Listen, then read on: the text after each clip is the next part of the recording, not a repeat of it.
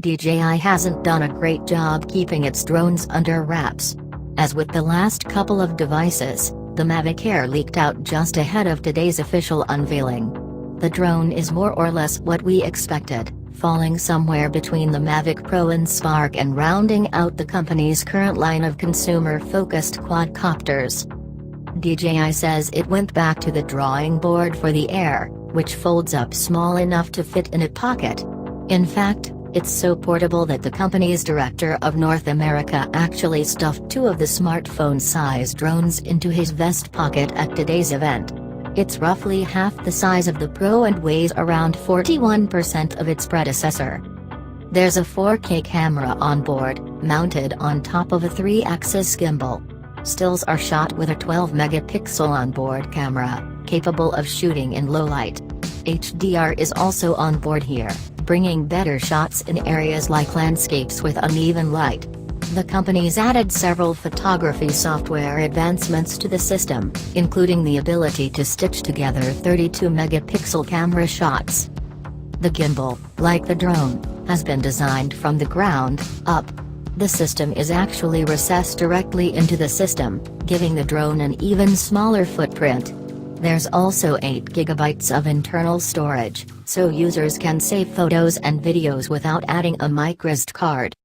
The Air is also the first drone in the line released since GoPro's unceremonious exit from the space. The company's Karma offering was arguably the Mavic Pro's most direct competitor.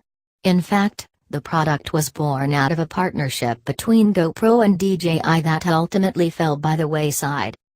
So too did GoPro's drone dreams late last year, due in part to a limited feature set at launch and the company's inexperience building its own flying vehicles, which resulted in drones falling from the sky. The Air features active track, a feature sorely lacking from the Karma, which lets the drone follow its subjects as they move, making it possible to shoot action videos without the aid of an additional crew. New asteroid and boomerang features, meanwhile, shoot programmed panorama-style shots with the push of a button. Subscribe your channel and click bell icon for more videos. The Mavic Pro got off to a bit of a rocky start, with a launch that was peppered by shipping delays. Ultimately, however, the product has proven a success for the drone giant, ultimately leading to the announcement of the palm-sized model in May of last year. That device was the first of DJI's to introduce gesture-based controls, with the company positioning the device as a sort of selfie drone. We ran into some trouble in our own testing that ultimately resulting in our producer slicing open a finger on one of the Spark's blades. The gesture controls were also hit or miss, making the product an interesting step toward a true consumer, but not really all the way there. Hopefully the Air will correct some of those issues with an admittedly first-generation product. The Spark's gesture control system has been updated here with a smart capture system. Pointing a palm at the Air will lift the drone off the ground and tilting the hand will control it while it's in flight. In a quick demo at today's event, the system does appear to be more sophisticated than its predecessor, but we'll see for sure when we test it in a less controlled environment.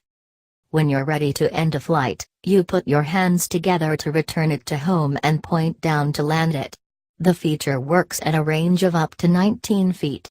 Using a smartphone to control the system bumps that up to 262 feet, and adding the remote boosts that to an impressive 2.5 miles.